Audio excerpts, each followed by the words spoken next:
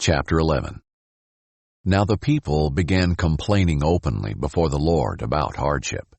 When the Lord heard, his anger burned, and fire from the Lord blazed among them, and consumed the outskirts of the camp. Then the people cried out to Moses, and he prayed to the Lord, and the fire died down. So that place was named Taberah, because the Lord's fire had blazed among them. The riffraff among them had a strong craving for other food. The Israelites wept again and said, "Who will feed us meat? We remember the free fish we ate in Egypt, along with the cucumbers, melons, leeks, onions, and garlic. But now our appetite is gone. There's nothing to look at but this manna." The manna resembled coriander seed, and its appearance was like that of bdellium. The people walked around and gathered it. They ground it on a pair of grinding stones or crushed it in a mortar, then boiled it in a cooking pot and shaped it into cakes. It tasted like a pastry cooked with the finest oil. When the dew fell on the camp at night, the manna would fall with it. Moses heard the people, family after family, weeping at the entrance of their tents. The Lord was very angry. Moses was also provoked. So Moses asked the Lord, "Why have you brought such trouble on your servant? Why are you angry with me? And why do you burden me with all these people? Did I conceive all these people? Did I give them birth so you should tell me, 'Carry them at your breast,' as a nursing mother carries a baby, to the land that you swore to give their ancestors? Where can I get meat to give all these people? For they are weeping to me, 'Give us meat to eat.' I can't carry all these people by myself. They are too much for me. If you are going to treat me like this, please kill me right now if I have found favor with you, and don't let me see my misery any more." The Lord answered Moses, "Bring me 70 men from Israel known to you as elders and officers of the people. Take them to the tent of meeting and have them stand there with you. Then I will come down and speak with you there.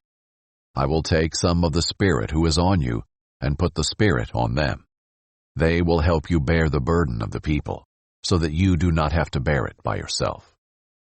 Tell the people, 'Consecrate yourselves in readiness for tomorrow, and you will eat meat, because you wept in the Lord's hearing, "Who will feed us meat? We were better off in Egypt." The Lord will give you meat, and you will eat. You will eat not for 1 day, or 2 days, or 5 days, or 10 days, or 20 days, but for a whole month, until it comes out of your nostrils and becomes nauseating to you. Because you have rejected the Lord who is among you, and wept before him, "Why did we ever leave Egypt?"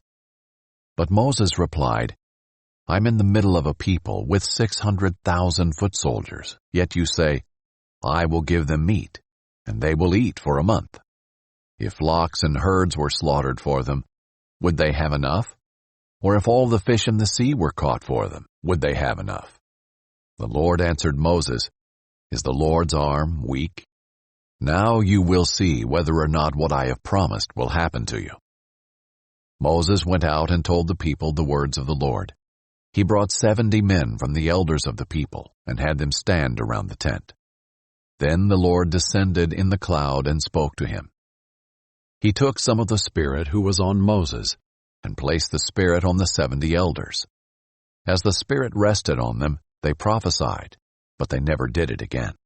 2 men had remained in the camp, one named Eldad and the other Medad.